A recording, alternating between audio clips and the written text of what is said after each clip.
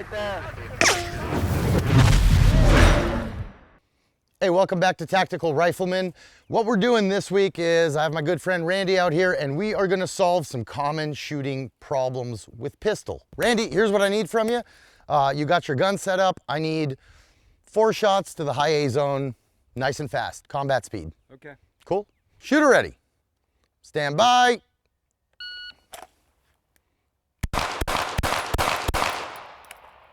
That's 5 shots, sorry.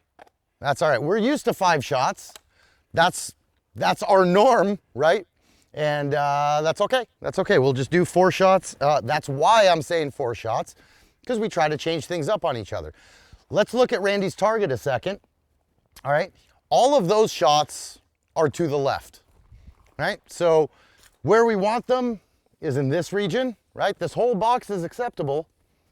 Where I'd like them ideally is on this side for anatomical reasons that we don't need to discuss right here. All these shots here are on the left side. That is a very, very common shooting problem. What we're gonna do is a 2-step essentially approach. There are two things we're gonna start fixing on Randy. We're gonna start with not actually fixing the problem. We're gonna start by slapping a Band-Aid on the problem.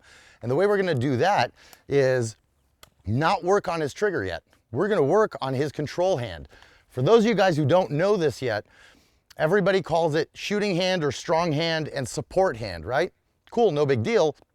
But a lesson I've learned from my good friend Rawson at Tactical Performance Center, who by the way is a genius, go check out tacticalperformancecenter.com. We now call it your control hand, not your support hand. And here's why. Your support hand is giving you the wrong idea of what this hand's job is, right? The job of your support hand is not to support the other hand that's actually doing the shooting. The job of your control hand is to control that machine and let your shooting hand actually do its main job, which is pulling the trigger, right? So we're gonna start by fixing the control hand. We're gonna start with a grip, and then we're gonna move on to a mental process with that control hand. So once we adjust, I'm gonna adjust Randy's grip.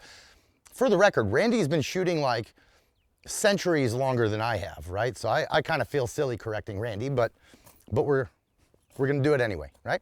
So Randy, go ahead and draw your gun and build your 2-hand grip, okay? So check this out.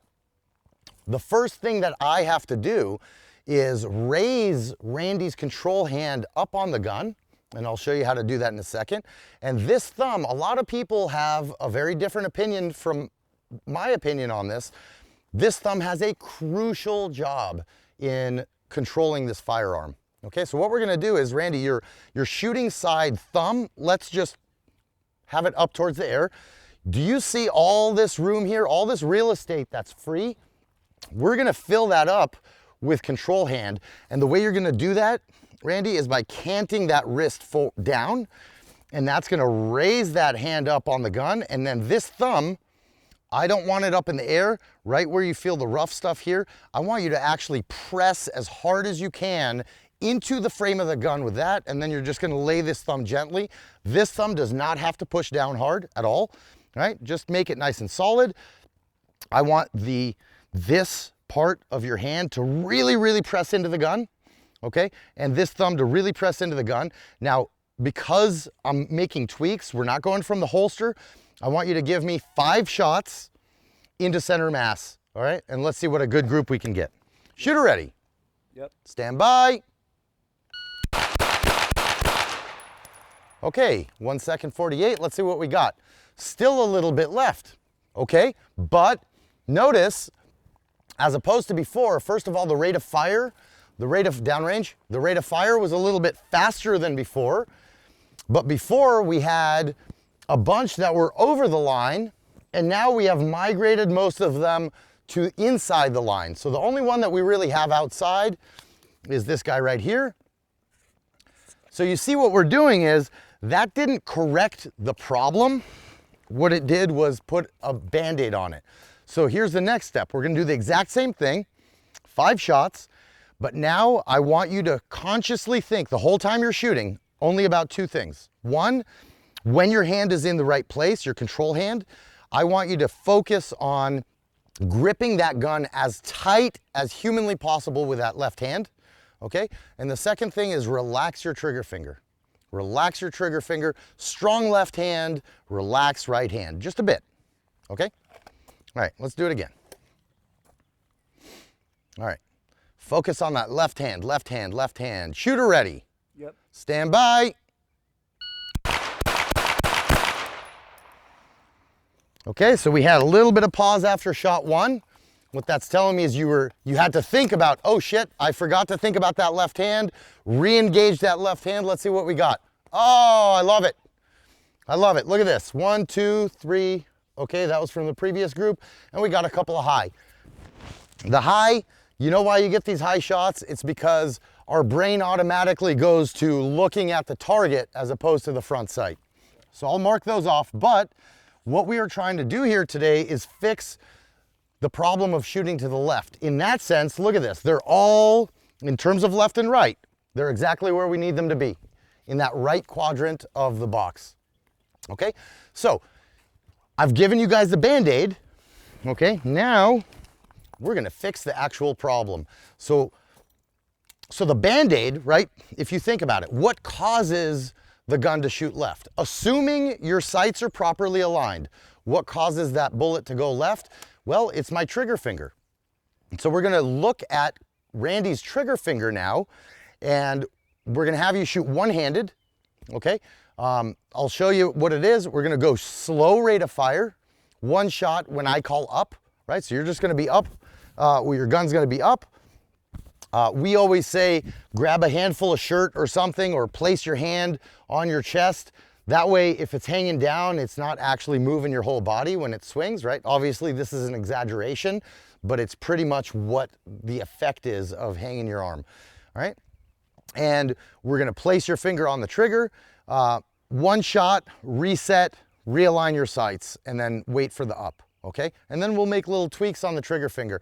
Now, to do this, I want a smaller target, right? Because now we're trying to be more accurate. So what I want you to do, Randy, is hit the right eye of the target. No speed at all, right? You take your time, let that trigger break when it wants to break. The only thought going through your mind as you pull the trigger should be adding pressure directly to the rear, adding pressure directly to the rear, and then let that gun break when it wants to break. All right, so let's go ahead and take our first shot. All right, so first thing we're seeing, hold on, pause a second, Randy, just stay, no, stay. Okay, first thing we're seeing is how much finger is in the trigger. A lot of people are gonna say, oh, well, that's why he's shooting left, right? Is because he's got too much finger in there. No, that's not necessarily true. You can still pull that trigger straight back, but we have to teach our brain what straight back really is. Randy obviously already knows what that feeling is, all right? Randy, one shot at a time, super slow. I wanna watch that hammer go back nice and slow, in a smooth, steady speed, and let that gun break when it wants to. What you're thinking about is consistent pressure straight back towards the tip of your nose. Go ahead, shot one. Nice and slow, nice and slow, nice and slow. There's the shot, reset, direct hit in the eyeball. Beautiful. Let's do one more. Now we're in single action because Randy's shooting the CZP09. Excellent gun. Look at that, right in the eyeball. Can't ask for any more than that. One more, one more. Nice and slow, nice and slow, nice and slow. Doesn't get any better than that, guys. Awesome, safe and holster. All right, here's what we're gonna do. I'm actually gonna change targets. I'm gonna change targets and I'm gonna start messing with you a little bit, all right? Let's do that and tell you what, we'll give them a commercial break while we reset the range. So what we have now is a new target, and if you notice, those are 1-inch circles. That's smaller than the eyeball over there that we've been shooting, right? So what we're gonna try to do here is actually slow down the rate of fire, kind of like you did at the eyeball. You're gonna give me one shot on the top row, one shot per circle going from left to right, or right to left, whatever you prefer. And the deal here is no speed, right? It's just focusing on that trigger pull, trigger pull. The only two thoughts you're allowed to think, after your eyes have aligned those sights perfectly, is just add pressure nice and slow and straight back towards the tip of my nose with that finger.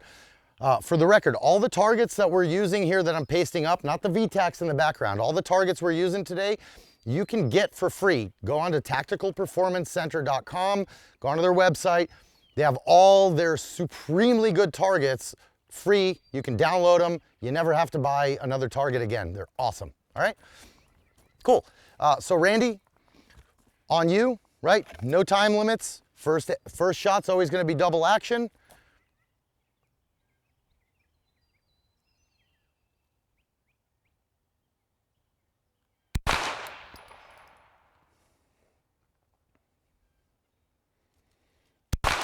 Let me freeze you a second. Don't move. Okay.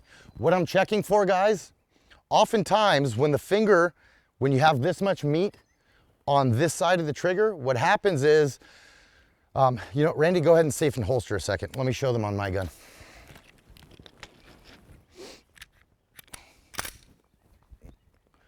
All right. Guys, I have a clear gun here. I have a clear gun, okay? Randy? Yeah, clear. All right.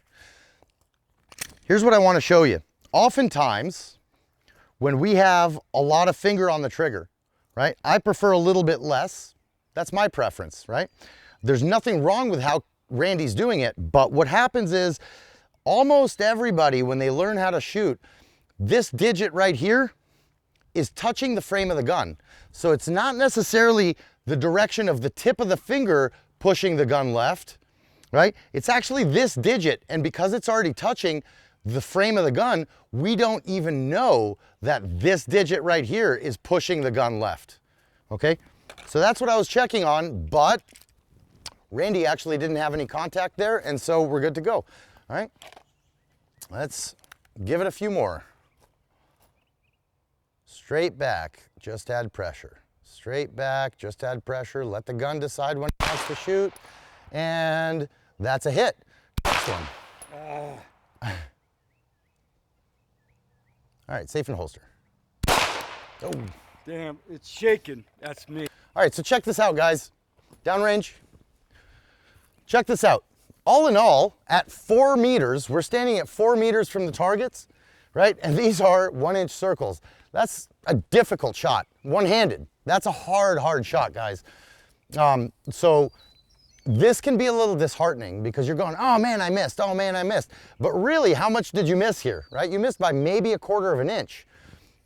There's even less than 1/4 of an inch for this bullet to actually break the line of the circle. So it's not a big miss at all. All I need is some of the bullet touching that circle for the purpose of what we're doing. This is one-handed shooting, right? Watch how we fix this now. We're gonna fix 2 problems in this video instead of the one we thought of. Here's what we're gonna do. Instead, we're gonna do the exact same thing next row, okay? What I want you to think about now, because the direction of pull I think is becoming okay, what I want you to think about now is do not decide to shoot. Do not decide to shoot. I want you to just slowly apply pressure and pretend like you're dry firing, right? Do not decide to shoot. Slowly build pressure until the gun surprises you. When people say, hey, let the gun surprise you, I've heard a lot of instructors call bullshit on that because they say, well, I'm shooting the gun. Of course I know when the gun's gonna shoot. There is a mechanism, which is a mental drill. It's psychology, right? There is a mechanism by which you can still, after however many years we've been shooting, make that gun surprise you. And that's what we're gonna do now, and we're gonna be spot on. All right, so let's do the same thing next row, but do not decide to shoot. I want you to just slowly build pressure, even slower, slow, add pressure, slowly build pressure. Don't decide to shoot, just add pressure, and we got a perfect hit. All right, one more. As slow as you can, pretend like you're not even shooting. You're just dry firing. Build pressure, nice and slow. See that, guys? My hand's shaking really bad, but that's all right, working. safe and holster, safe and holster. Yeah, You see that, guys? This is all psychology. my arm is shaking really bad, but that worked. I hit with my arm shaking. It was my gun sights were all over. Yep. That worked. Let me show you why that worked, even if you're shaking, right? Check this out. Follow me, camera. Check this out. When I decide to take a shot, my body knows this is coming, right? So psychologically, we're not in control of it. When I decide to shoot now, my body will dip that gun, right? So by adding pressure so slowly that we have no idea when the break is actually gonna come, and if you're very, very used to your gun, what you need to do to get to that surprise factor is slow down the addition of pressure to the trigger. So this, right, the further I go back from the target, this is an angular change to the direction of the barrel, which means that the further I go out, the bigger that miss is gonna be, right? But if you're just shaking, and what I'm showing here on the gun, this is like huge shaking, right? In terms of the distance the gun is moving. But if you do that same shake up close, that's still gonna keep you inside of that target. You see what I'm saying? So if the whole gun is moving together because it's attached to my hand, which is attached to my arm, which is attached to my body, we're not getting angular differences. That gun is just swaying a little bit. And so you're still going to hit your target. And that was excellent shooting. Yeah. Right? Damn. So now what we're gonna do, let's go to the third row, and we're gonna reattach your control hand to the gun in that new modified grip, okay? But the drill is not changing. We're still doing that controlled trigger pull, and I want you to make that gun surprise you by not deciding to shoot. Okay. Cool, let's do it. As slow as you can, there's no timer. One shot on each circle, let's raise this up. Right? Remember to press that thumb in, Yep. okay? And then just relax that right hand, slow addition of pressure. Do not decide to shoot. Slowly build pressure, slowly build pressure. Look at that. One more. We're gonna do all 5.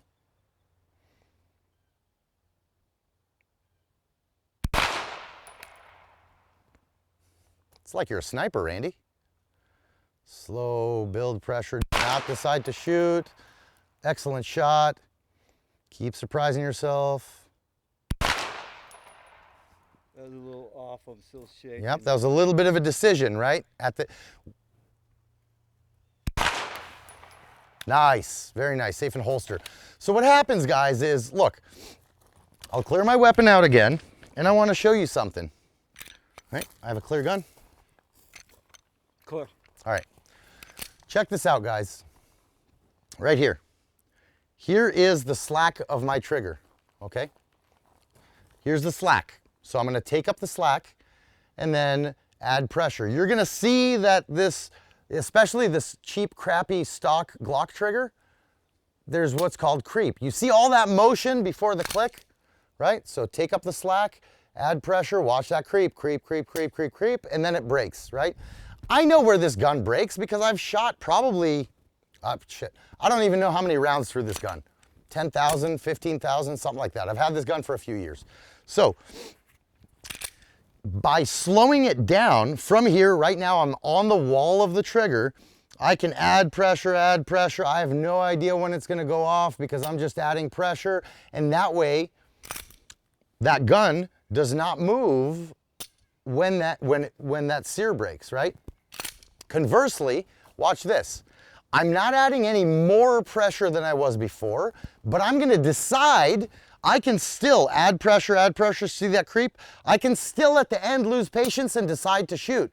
And I exaggerated the motion a little bit, but my point is, even if you are trying to surprise yourself with when that trigger breaks, you can still lose patience towards the end of that trigger pull and go, oh, I'm starting to shake, shoot now, right? And then what you get, and guys, this is an experienced shooter. This is not a newbie, right? This is what you get. You get this and you get this. That's loss of patience, right? Halfway through the trigger pull or 2/3 through or whatever. Yeah, this has a longer trigger pull than your Than the Glock, yep. than your Glock does. So yeah, I felt that my hand was shaking and I was trying to concentrate, but Yep, and then you lose patience with yourself, I right? felt it go. Yep. So either way, excellent shooting. Cool. All right, so now we're solving the trigger issue. This is the actual crux of the problem, is the trigger pull, but we're gonna correct it even more with that left hand. So what we're gonna do now is from the same location, Randy, why don't you shoot the chest box of the other one. Now we're gonna go back onto the timer, okay? But I want you to start already out, not from the holster, okay? You're gonna be out. Your hand, your left hand is gonna be in its new location. I want you to think about squeezing that left hand as tight as humanly possible and take just a skosh of pressure off of your shooting hand, your right hand, okay? 5 shots as fast as you can, where the only thing you're thinking about now is that left hand pressure. Okay. All right, let's try it. Shooter ready. Yep. Stand by.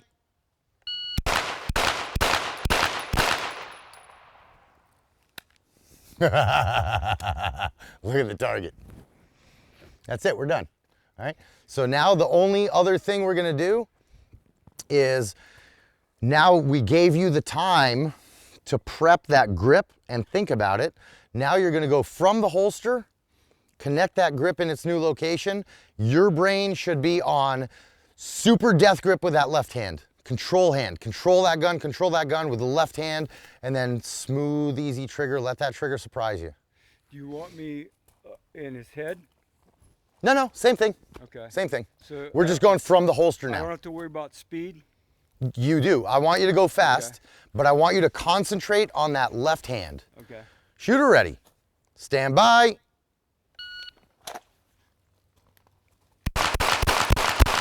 That. That's it, brother. That, guys, is how you correct shooting to the left. See you next week.